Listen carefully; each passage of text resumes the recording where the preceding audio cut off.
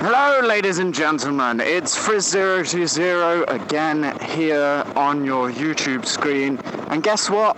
I forgot my GoPro. So you're going to be seeing a more traditional vlog, just straightforward camera off the side of my helmet. Nothing special. Today I want to talk about something that's is quite important to me, and that's my motorcycling hero. Anyone that knows me in real life will know that I don't get on fantastically with my father. We have very different personalities that clash, to put it simply, and it can be quite difficult sometimes living with him. It's just me and him that live in our house, and sometimes it can be quite difficult. However, he is my motorcycling hero.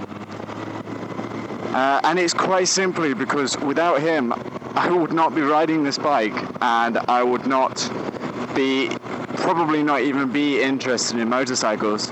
My dad has been into bikes his entire life. I've no idea where his attraction came from it, but he was doing motocross when I was born.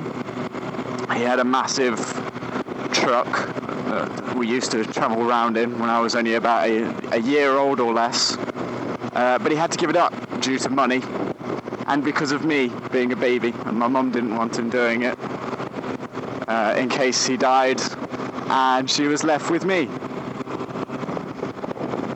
So he stopped doing motocross until I was about 13, and he picked up a KTM 400 enduro bike and started doing enduros, trails and stuff, and I only used to go over at the weekend, and it was one weekend that I went over, and he was racing in his first motocross race in years.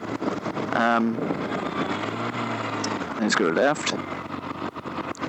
And I went along, and I had no interest in motorcycles up to that point.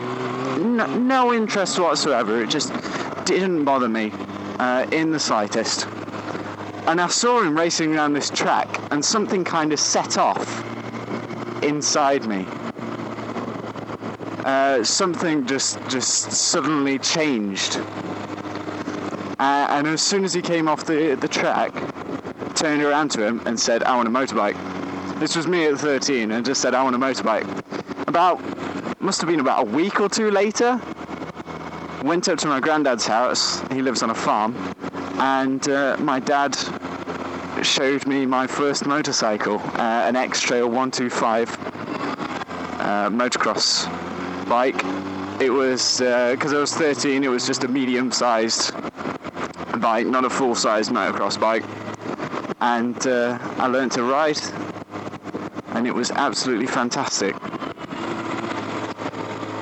And they helped me out a lot with, he paid for my CVT and everything because I was 16, and he helped me get a proper motorbike and a scooter and all that, and he's taught me a lot about bikes, and it's about the only thing that me and him have in common, which is really nice because it's something that we can both relate on. And it was while we were going to Matlock, Bath, for chips yesterday, that all this came to me, and I was just thinking how lucky I am to have a father like this.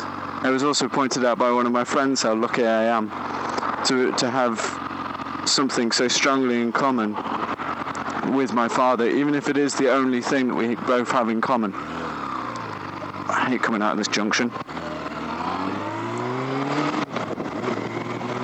But the fact that, I mean, yesterday as well, we both did my rear brake pads, and it's just so lucky that he knows all about that kind of stuff, so that we can both do it rather than having to go to a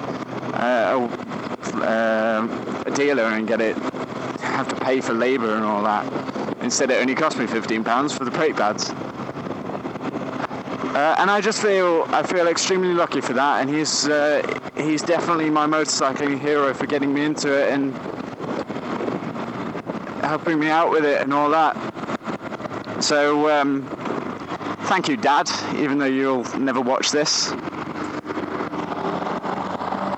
because you're an absolute legend sometimes when we're not fighting. So for the rest of you who are actually watching this video, I want to ask you, what are your motorcycling heroes and why? In the similar sort of vein, your hero could be because of something they've done, or because of how they helped you, or anything like that. Anything that, when someone says to you, who's your motorcycling hero, I want to know who they are and why.